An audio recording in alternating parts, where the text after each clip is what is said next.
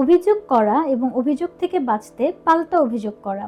Partner থেকে আমাদের অনেক ধরনের চাহিদা থাকে এবং সে চাহিদাগুলো পূরণ না হলে আমরা অনেক সময় একটু অভিযোগের সুরে কথা বলতে থাকি। যেমন, তুমি সময় মতো বাসায় আসলে না কেন? আমাকে ওই দিন ঘুরতে নিয়ে গেলে না কেন? তুমি আমাকে ওই কথাটা দিয়েছিলে, কথাটা কেন রাখলে না? তুমি ওই কাজটা ওইভাবে তো করো না। আমি যেভাবে চাই তুমি তো আমার মন মতো কোনো কিছুই করো না। তো আমরা যখন এভাবে অভিযোগের সুরে কথা বলতে থাকি, অনেক সময় দেখা যায় যে অপর পাশ থেকেও পাল্টা অভিযোগ আসা শুরু হয়।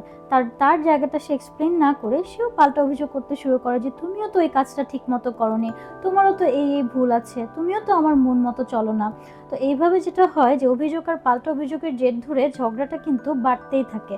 ফলে একে অপরের মধ্যে দূরত্ব সৃষ্টি হয় এবং সংসারেও অশান্তি সৃষ্টি হয়। তাই আপনার কথা বলার প্যাটার্নে যদি অভিযোগ এবং পাল্টা অভিযোগ করার একটা অভ্যাস থাকে, তাহলে ব্যাপারে আপনি একটু সচেতন হন।